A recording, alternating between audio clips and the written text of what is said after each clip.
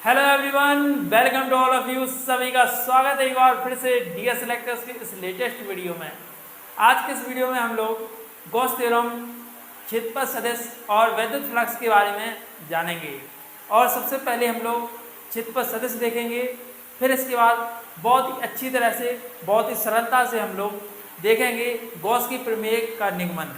तो चलिए पहले हम लोग समझते हैं एरिया वेक्टर यानी क्षेत्रफल सदिश।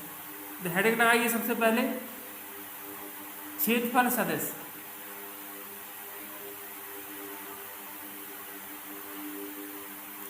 इंग्लिश में कहते हैं एरिया वेक्टर।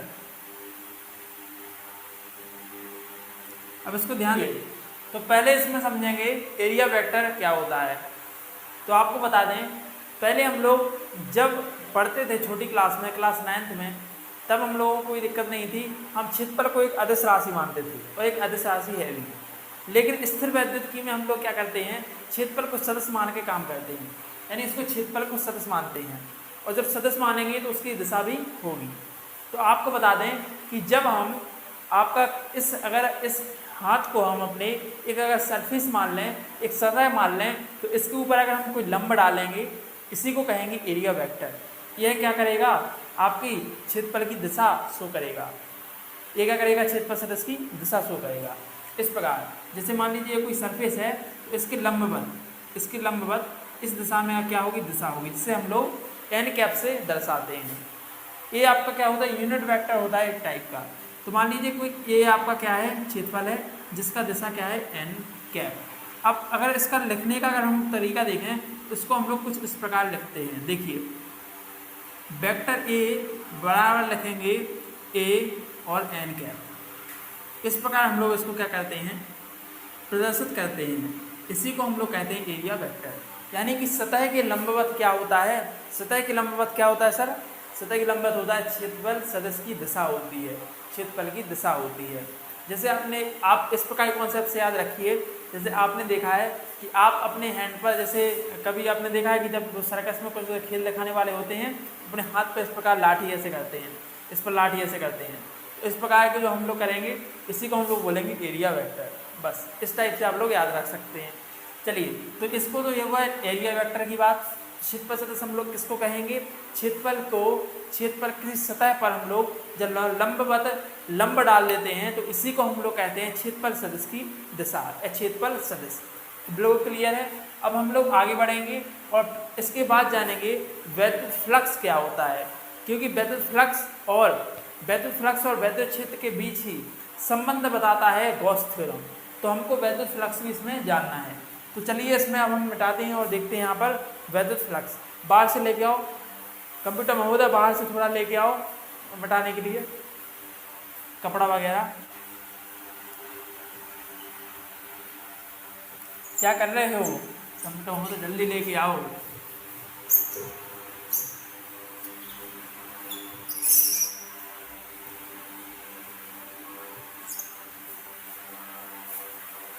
धन्यवाद कंप्यूटर महोदय, धन्यवाद। देखो कंप्यूटर महोदय कितना ख्याल रखते हैं।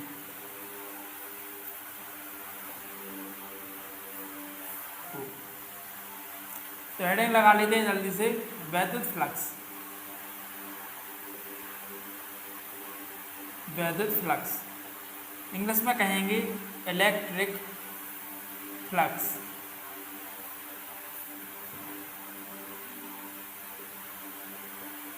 अब आप इस प्रकार समझिए, आपने कदम्ब का फूल देखा है, कदम्ब का फूल।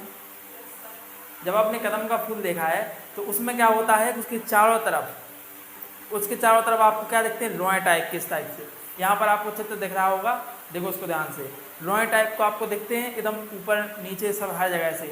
तो वो क्या होती है कि इस प्रकार जैसे उसमें रेखाएं टाइप की दिखती हैं, इसी प्रकार क्या होता है, वैद्युत क्षेत्र रेखाओं को ही हम कहते हैं वैद्युत फ्लक्स। यानी कहेंगे वैद्युत बल रेखाओं की संख्या को हम लोग कहेंगे वैद्युत फ्लक्स कहेंगे। तो आप समझ गए होंगे कि वैद्युत फ्लक्स किसे कहते हैं।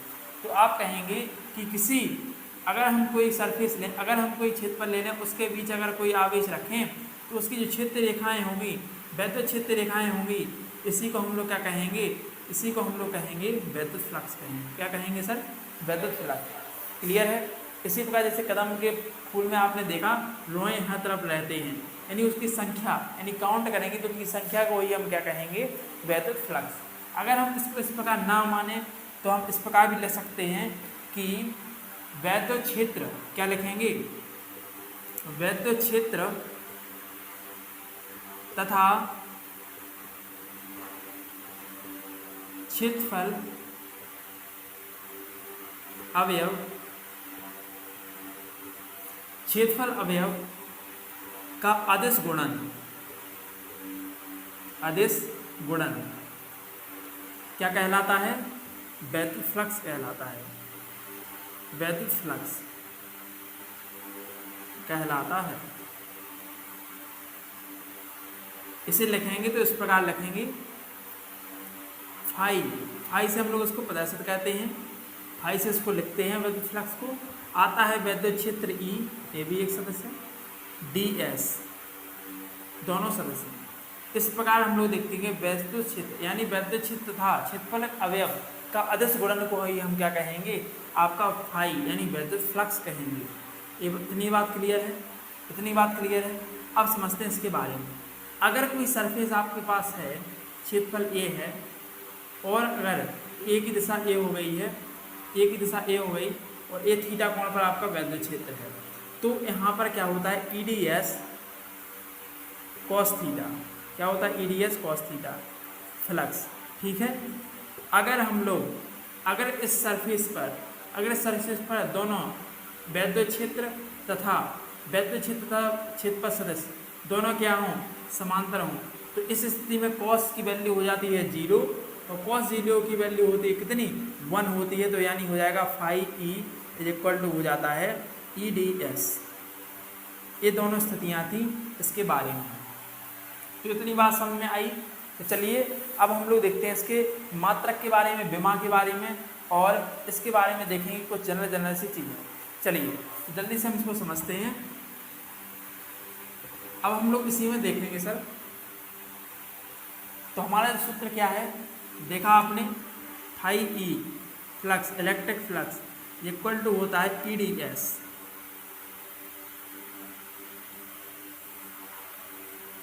इसकी अगर हम लोग मात्रक की बात करें तो मात्रक आएगा यहाँ पर, यूनिट आपका आएगा ई से क्या होता है? वैद्युत क्षेत्र। तो वैद्युत क्षेत्र का क्या होता है सूत्र? न्यूटन प्रति कूलाम।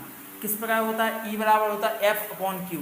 तो एफ यानी बल होता है, बल को न्यूटन में, और आपका जो आवेश है उसको क्यू में, यानी कि क्या करेंगे? इसको लिखेंगे आप क्या? कूलाम, यानी आपका आवेश का मात्रक होगा कूलाम। बताइए, क्लियर है? देखिए अब इसमें देखिए जो क्षेत्रफल है वो क्या होगा? मीटर स्क्वायर, यानी न्यूटन मीटर स्क्वायर और प्रति कूलाम। बस यही आपका हो गया मात्रक। किसमें हो गया? एसआई पद्धति में। एसआई पद्धति में आपका ये मात्रक हो गया। अब आप उसी प्रकार उसमें निकाल लेंगे, इसमें आपका सीजीएस पद्धति में। अब इसकी विमा देखें तो विमा हमारे पास क्या आती है, और ये देखेंगे कि राशि किस प्रकार की है, सदस्य आदेश है, उसको भी क्लियर करेंगे। तो विमा जो है वो क्या हो जाएगी? न्यूटन, यानी क्या होगा? MLT-2। ये होती है विमा। किसकी होती है विमा?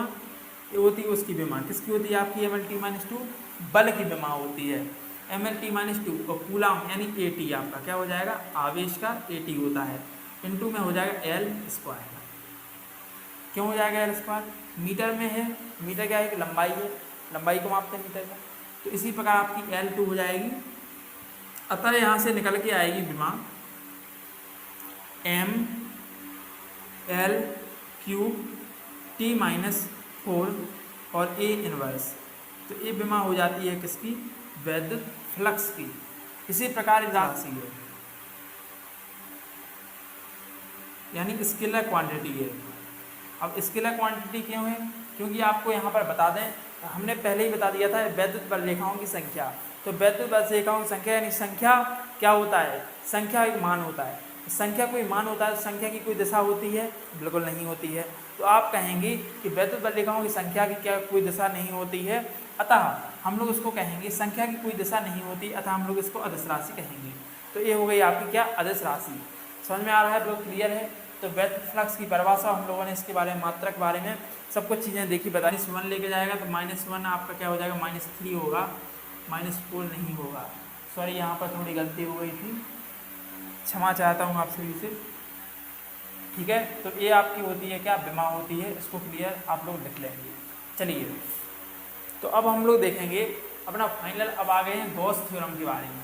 तो अब देखेंगे गॉस की प्रमेय। सबसे पहले गॉस की प्रमेय समझते हैं, फिर समझते हैं गॉस की प्रमेय के बाद समझेंगे गॉस की प्रमेय का निगमन। चलिए, तो अब हम लोग आगे बढ़ते हैं आगे, और वैद्युत फ्लक्स हम लोगों ने समझा। इसके बाद अब हम लोग देखेंगे गॉस की प्रमेय। लिखिए इंग्लिश में, हेडिंग लगाइए, गॉस की प्रमेय। इंग्लिश में कहेंगे गॉस थ्योरम।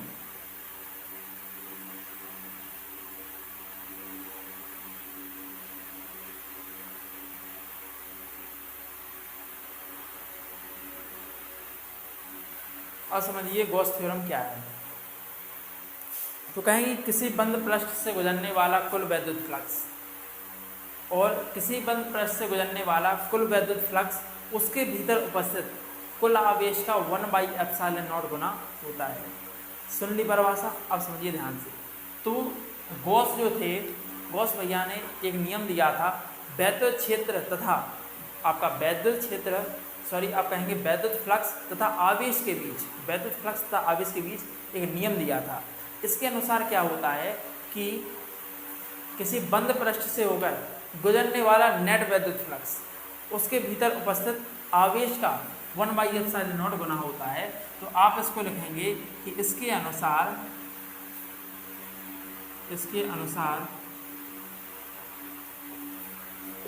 किसी बंद पृष्ठ से गुजरने वाला, किसी बंद पृष्ठ से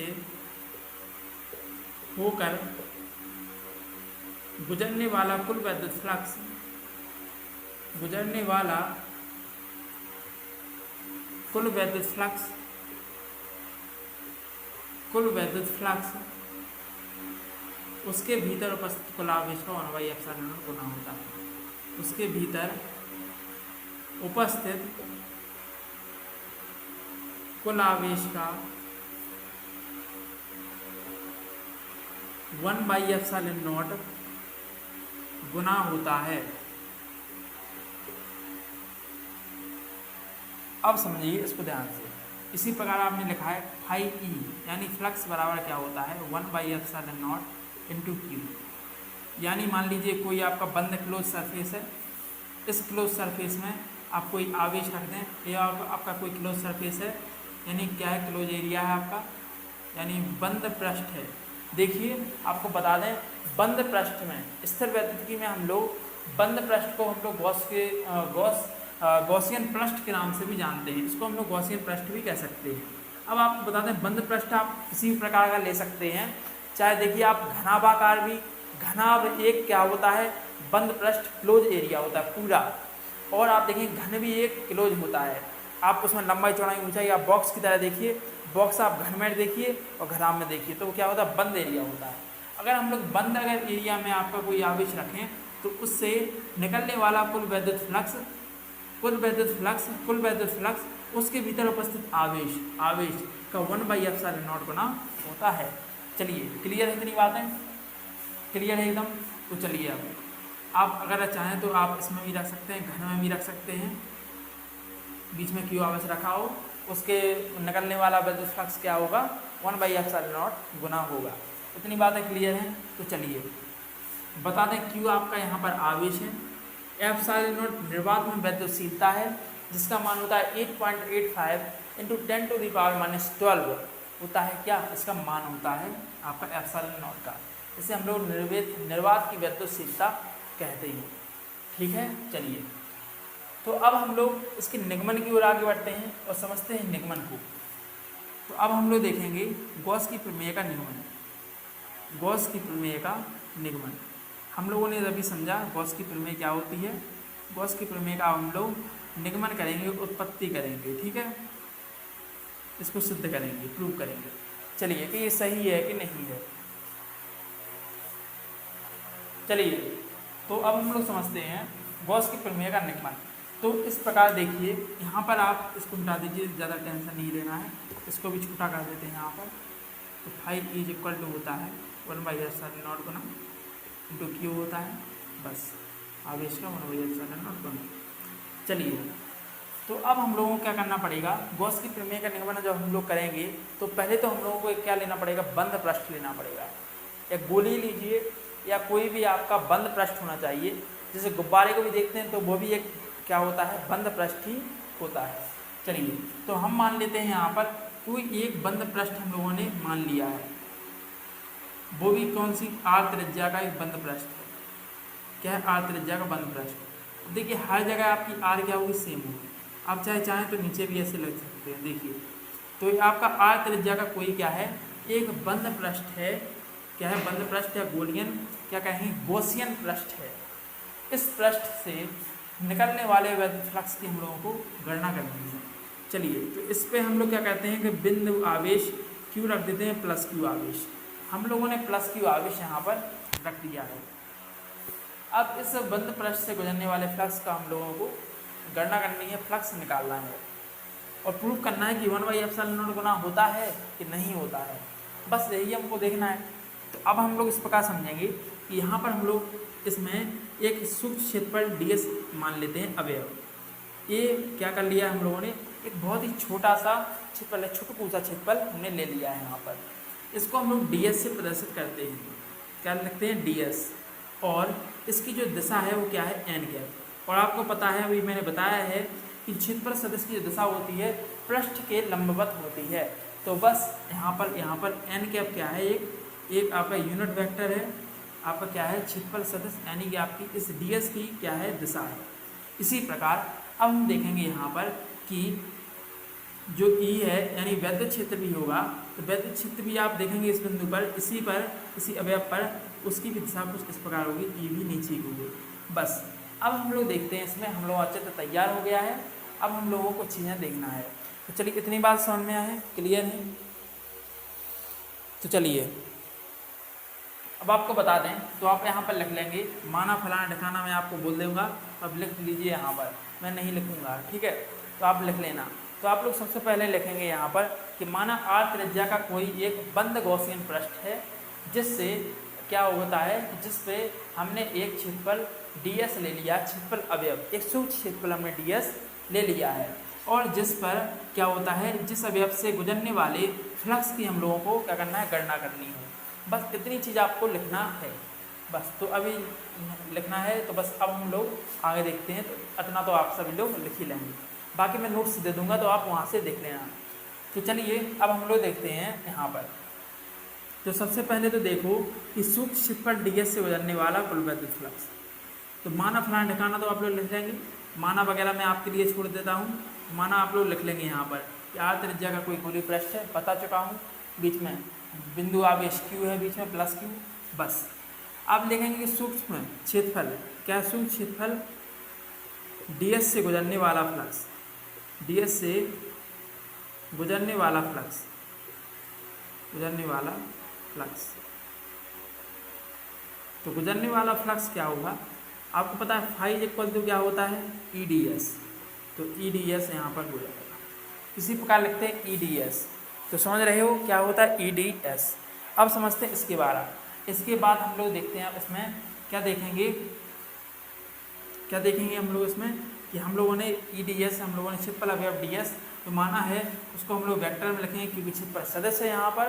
तो चलिए अब हम लोग इसमें देखेंगे कि फाई ई जो है वो EDS आ गया है अपने पास। अब हम लोग देखते हैं भैया, इसके बाद जब हम लोगों के पास समीकरण नंबर, इसको हम लोग 1 मान लेंगे। अब आपको पता है कि E बराबर वैद्युत क्षेत्र का एक और फॉर्मूला होता है बिंदु आवेश के कारण, पढ़ा है आप सभी ने, क्या होता है E बराबर क्या होता है, आपने सभी ने पढ़ा है, अच्छी तरह से पढ़ा है। देखिए तो आप देखेंगे कि Q आवेश के कारण r दूरी पर उत्पन्न वैद्युत क्षेत्र, यहाँ पर वैद्युत क्षेत्र, तो Q आवेश के कारण प्लस Q आवेश के कारण बिंदु, सॉरी यहाँ पर लिखेंगे प्लस Q आवेश के कारण r दूरी पर उत्पन्न तीव्रता, r दूरी पर उत्पन्न तीव्रता। तो सूत्र क्या होता है हम लोगों का, इज इक्वल टू होता है 1/4πε0, वेक्टर लगा दीजिए, और Q/r²। यहाँ पर हम लोग n लिखेंगे, n वेक्टर। यहाँ पर हम लोगों ने क्या कर लिया, दिशा कर ली है, r वेक्टर, त्रिज्य वेक्टर लगाए हैं। यहाँ पर r जो होता है इस प्रकार यहाँ पर लिखेंगे, त्रिज्य वेक्टर r है। तो r क्या हम लोगों के पास ये आ गया क्या, विद्युत क्षेत्र की तीव्रता। अब ds की जगह, लेकिन हम लोगों को ds की जगह क्या लिखना पड़ेगा, ds की जगह जब यहाँ पर r वेक्टर लें तो इसके साथ हम लोग क्या लेंगे, ds की जगह dsn लेंगे, n कैप, इसकी n की दिशा यानी आपका क्षेत्रफल की दिशा प्रदर्शित करेगा। तो चलिए कितनी बात समझ में आ रही है, ये वटा वगैरह नहीं है कुछ। अब आगे बढ़ते हैं, देखिए तो अब हम लोग देखेंगे यहाँ पर, अब हम लोगों को क्या करना है कि समीकरण 1 से मान को उसमें रख देना है, यानी समीकरण 1 में हम लोग मान रखेंगे। तो यहाँ पर लिखेंगे समीकरण 1 से, समीकरण 1 से, समीकरण 1 क्या है, EDS, ई की जगह पे आप लोग सीधा रख देंगे, कोई दिक्कत नहीं है। यहाँ पर हम लोग लिखते हैं समीकरण 1 से EDS होता है, पूरा मान ही रख देते हैं। चलिए ई का मान कितना है यहाँ पर 1/4πε0, और हम लोग सूक्ष्म क्षेत्रफल से निकाल रहे हैं, तो इसके लिए हम लोग रखेंगे d∅, क्या रखेंगे d∅e, यानी कि सूक्ष्म क्षेत्रफल जब है तो सूक्ष्म क्षेत्रफल से गुजरने वाला फ्लक्स भी होगा d∅, यानी सूक्ष्म ही लेंगे। तो 1/4πε0 हो जाएगा, और हो जाएगा Q/r², और ds और n, ds और n दोनों हम लोगों ने लिख दिया, r कैप भी यहाँ पर लिख दीजिए बस। अब हम लोग देखते हैं यहाँ पर कि यहाँ पर हम लोगों को दिख रहा है कि r और n है, जो r और n है, जो r और n यानी r जो आपका n है, यानी कि विद्युत क्षेत्र और आपका क्या है, क्षेत्रफल सदिश दोनों एक ही दिशा में है। इसी प्रकार थीटा इज इक्वल टू क्या हो जाएगा, 0 हो जाएगा, और इसी प्रकार हम लोगों का r इंटू n क्या हो जाएगा, इस प्रकार r कैप और n कैप क्या हो जाएगा, दोनों 1 हो जाएगा, 1 हो जाएगा बस। अब देखो यहाँ पर कौन, यहाँ पर यहाँ भी नहीं देखा,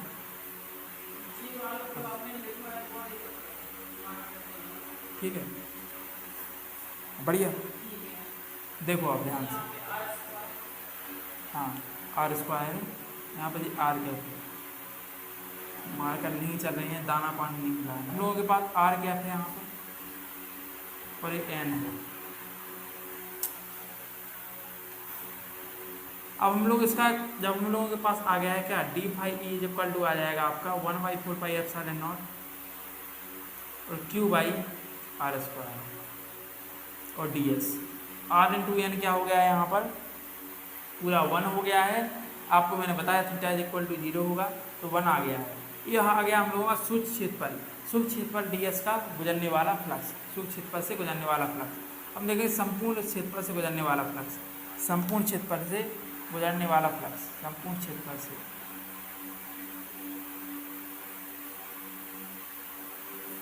गुजरने वाला, तो क्या आएगा बताओ, तो आ जाएगा इसका हम लोग टोटल इंटीग्रेशन करेंगे, तो आ जाएगा d∅e, ए क्या करता है टोटल इंटीग्रेशन, वो ए का संपूर्ण क्षेत्रफल निकाल देता है। तो 1/4πε0 करेंगे, इसी प्रकार Q/r² बाहर रहने देंगे, कांस्टेंट वैल्यू है। अब यहाँ पर हम लोग क्या करेंगे, इस ds को भी क्या करेंगे, इसका भी होल इंटीग्रेशन कर लेंगे। इस ds का हम लोगों का पूरे क्षेत्रफल का निकल के आ जाएगा, पूरे इसका गॉसियन पृष्ठ का निकल के आएगा फ्लक्स। तो चलिए अब d∅ की जगह हम लोग ∅e लिख देंगे, 1/4πε लिख देंगे, Q/r² है, इंटू ds का हम लोग कहेंगे तो 4πr² क्या होता है, पृष्ठीय क्षेत्रफल, पूरा पृष्ठ का क्षेत्रफल, 4πr² से 4π और r² बचा है ऊपर कितना 1/e इज इक्वल टू आ जाएगा 1/ε0 बचा है, और बचा है Q। तो यही आपकी क्या है, गॉस थ्योरम है, यही आप लोग नोट कर लीजिए, यही आपका क्या है, गॉस में हम लोगों की प्रूव हो गई। चलिए तो आज का ये वीडियो हम लोग यहीं तक रखते हैं, मिलते हैं नेक्स्ट वीडियो में, तब तक के लिए धन्यवाद, जय हिंद एवरीवन।